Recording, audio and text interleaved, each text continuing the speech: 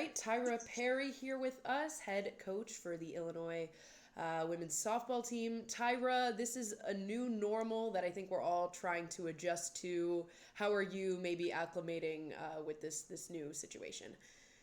Oh, it's entirely surreal.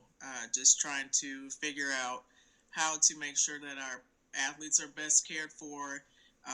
Trying to stay informed and updated on the current status of the virus, and just making sure that we're doing things the right way as best as possible.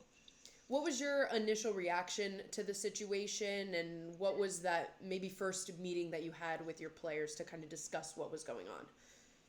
It's a lot of sadness, because our seniors, effectively, maybe potentially, ended their career, and no matter what, Team 21, this year's team was forever or going to be forever changed. So it was very upsetting. We actually had a team meeting once we found out officially. In today's age of social media and the way that our athletes contact each other, it's really tough to filter information in. They basically already know things maybe sometimes before we even know it. So they were already crying. They had already, kind of processed the information by the time we had a meeting. But my assistant coaches have dogs, so they all brought their dogs. So it was kind of helpful, I think, to have the dogs there to kind of hold on to and for emotional support. Mm-hmm. Have you spoken with any of your seniors? I know there's the possibility of them having an extra year of eligibility. What were those conversations kind of like? Very general at this point. Just hey, this could happen. Maybe you get a year back. You need to start thinking about what that looks like and what that means. But I haven't had any direct conversations with them about it yet. Mm-hmm.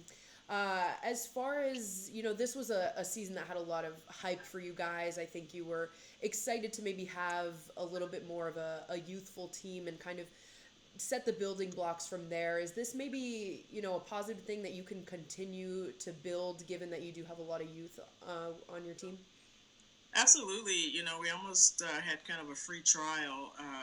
Also, including our foreign tour where we were able to play a few games there with our very young team. So I think we were starting to mature. We saw moments of immaturity also, just a lot of one-run losses, a lot of leads that maybe we blew or, things like that in our losses. But we also saw us starting to turn a corner. Our last game was against Missouri on that Wednesday, and, when it's all said and done, we have 3 SEC wins in those 11 wins. So, yeah, a lot of positives.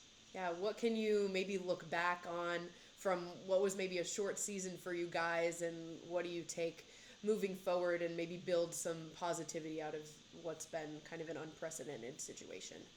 Well, my assistant coach, Laura Trout, had a great point. She said, a lot of these, young people have never had anything like this happen to them. So this whole thing may produce a generation of athletes that really appreciate the privilege that they've been given to play their sport, to represent their universities. And, maybe just an attitude of gratitude will start to prevail, in a different, more meaningful way. So if that is what comes out of this, I think that's pretty positive.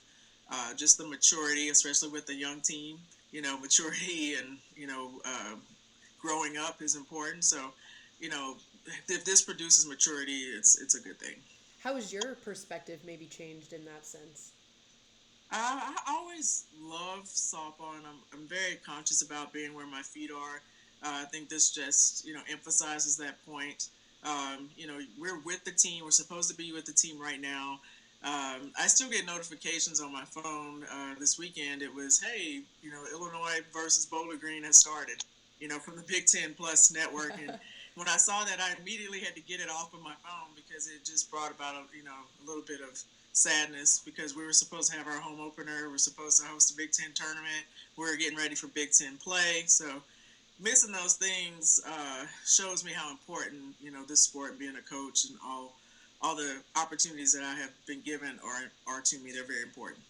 Now, it was just announced that you guys were to be getting a new indoor practice facility. Has there been any changes with the construction of that? Do you know anything about that at all? That question was posed to Josh Whitman, who has been tremendous, by the way, throughout this entire process. Mm-hmm. Our entire administration has been. But That was posed to him by some of the student athletes in our conference call on Monday night, and from according to him, everything is still moving. And that's definitely good to hear. As far as the Big Ten tournament, you guys were set to host. Is there a possibility they would postpone it to next year, or is that already set in stone for Anything that I would say right now would be speculation, but right? we're hoping that it is moved to next year, that we don't have to skip and go to the back of the rotation, to the back of the line. Katie Taylor, our event manager, has been just amazing in her preparation to host the Big Ten tournament. So, shout out to her, especially in light of it not even happening and all the work she's done. But hopefully, she'll get a chance to, put all that knowledge of how to host into action, hopefully next year. But I don't know. Now, what's next on the agenda for you? What are you doing right now to navigate this whole situation? My staff and I met yesterday just to kind of talk about, hey, what does this look like? Right now, the NCAA doesn't allow us to do any countable activities, at least through, I think, April 6th. So, we're preparing just in case that's lifted. But it would definitely be a new normal in that we wouldn't have any on-campus face-to-face, but maybe we can host meetings. We can, do a lot of softball IQ-based mental training via Zoom and Skype and those sorts of, options. So we're planning, for the future of a in-person type of coaching scenario. Yeah. How difficult is it for you as a coach to plan for the future when so much of it remains very unknown?